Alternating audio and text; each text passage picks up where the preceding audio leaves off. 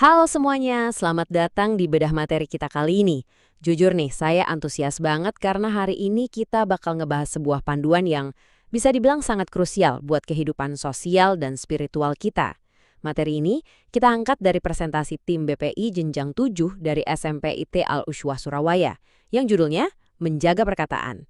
Nah, ini tuh bukan sekedar tips komunikasi biasa loh teman-teman.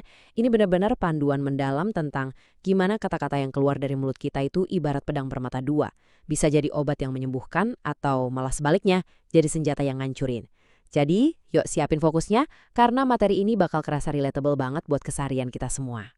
Oke, mari kita mulai dengan menetapkan semacam aturan dasar kita dalam berkomunikasi. Fondasi utamanya kita ambil langsung dari sebuah hadis riwayat Bukhari yang sangat terkenal, bunyinya, siapa yang beriman kepada Allah dan hari akhir, hendaklah dia berkata yang baik atau diam. Coba deh perhatiin, gak ada ruang abu-abu di sini. Pilihannya itu super tegas dan biner. Apakah ucapan kita ini bawa kebaikan? Kalau ya, ya silakan ucapkan. Tapi kalau enggak, maka diam itu udah pasti jadi pilihan yang jauh lebih mudah dan aman. Ini bakal jadi standar emas yang jadi pijakan kita buat mahamin semua obrolan kita hari ini. Masuk ke bagian pertama, yaitu pentingnya menjaga lisan. Dan ini membawa kita ke bagian kedua. Bahaya dari perilaku namimah. Jadi, apa sih sebenarnya namimah itu? Kalau dibikin simpel, ini tuh kelakuan mengadu domba atau nyebarin fitnah buat bikin orang saling musuhan atau saling gak suka. Kita benar-benar harus sadar sama hal ini. Karena, jujur aja deh, kadang gampang banget kan kita kejebak obrolan yang ujung-ujungnya malah bikin dua teman kita berantem.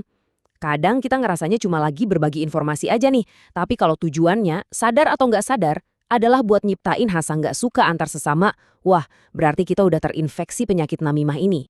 Bentuk nyatanya di keseharian kita itu macam-macam banget. Mulai dari sengaja mancing permusuhan, ngomongin orang pakai fitnah, sampai bersikap munafik atau bermuka dua. Tapi, istilah yang paling pas dan sering kita pakai di sini adalah jadi kompor alias provokator. Coba deh bayangin kompor gas di dapur kalian. Fungsinya buat apa? Buat manasin sesuatu sampai mendidih dan meluap kan? Nah, persis kayak gitu cara kerjanya orang yang suka namimah. Mereka ini aktif banget nyalain api konflik, manas-manasin suasana sampai emosi orang tuh mendidih dan meledak jadi pertengkaran. Metafora yang kerasa nyata banget kan untuk sebuah konsep yang abstrak? Udah pasti, manasin suasana kayak gitu dampaknya bakal destruktif banget. Namimah ini bukan sekedar drama sosial biasa loh, ini secara aktif nyiptain kebencian dan permusuhan. Dan yang paling bikin sedih itu ada di poin kedua, bisa mutusin tali ukhuwah atau persaudaraan. Bayangin aja, persahabatan yang udah dibangun bertahun-tahun bisa hancur lebur seketika, cuma gara-gara ada satu orang yang iseng jadi kompor sambil bawa-bawa fitnah dan kebohongan. Kerusakan sosialnya benar-benar luar biasa, belum lagi dosa besar yang nungguin kita. Sekarang, mari kita lanjut ke bagian ketiga, yaitu mengenal penyakit gibah.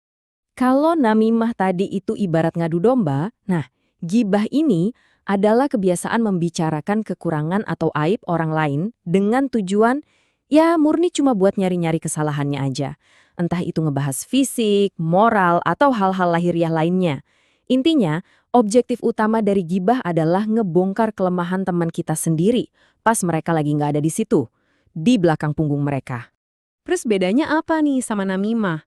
Ini menarik banget.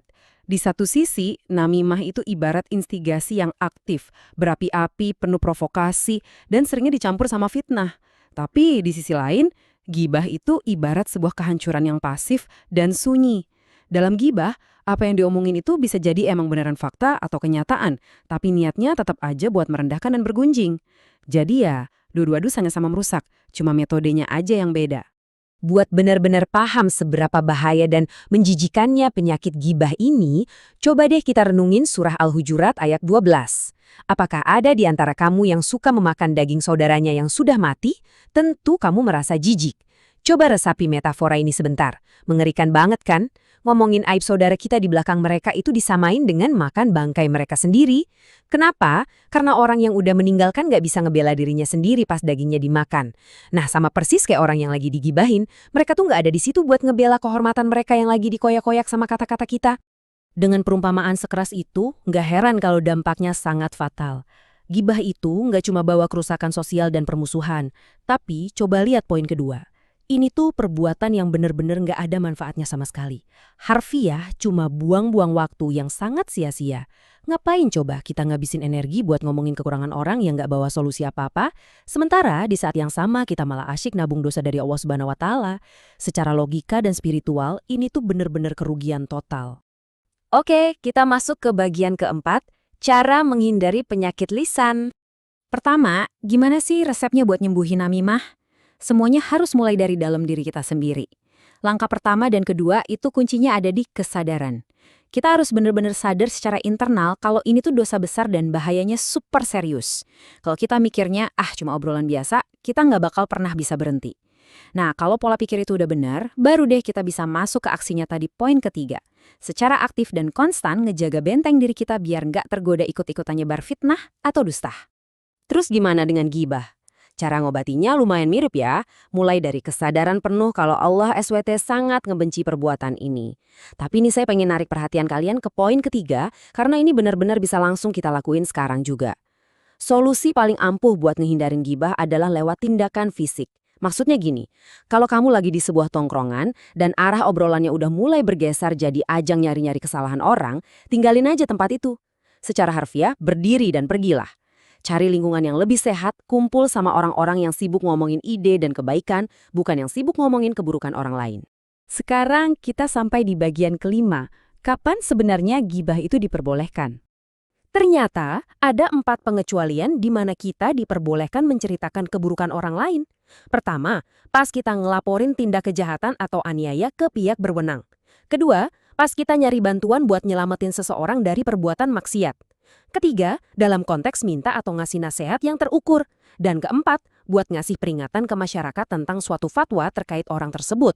Jadi, catatan krusialnya adalah, keempat pengecualian ini adalah alat yang diatur secara super ketat demi keadilan dan melindungi korban.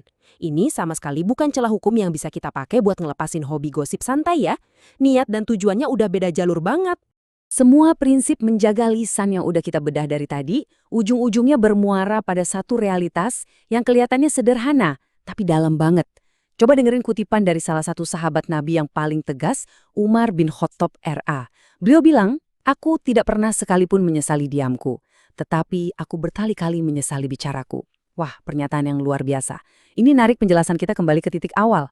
Ternyata, diam itu emang sering banget jadi benteng paling aman buat kita, biar nggak jatuh ke dalam dosa lisan. Dan sebagai penutup sesi bedah materi kita kali ini, saya pengen ninggalin satu pertanyaan refleksi yang lumayan provokatif nih buat kalian. Coba bayangin, kalau malam ini kamu harus muter ulang semua rekaman obrolan kamu sepanjang hari ini, terus kamu jujur sama diri sendiri. Kira-kira berapa banyak kata-kata dari mulut kamu yang bakal sangat kamu sesali? Dan sebaliknya, seberapa banyak momen ketika kamu milih buat diam yang justru bakal sangat kamu syukuri? Boleh banget direnungin buat bekal interaksi kita besok ya. Makasih banget udah nemenin saya belajar hari ini, dan sampai jumpa di pembahasan seru kita berikutnya.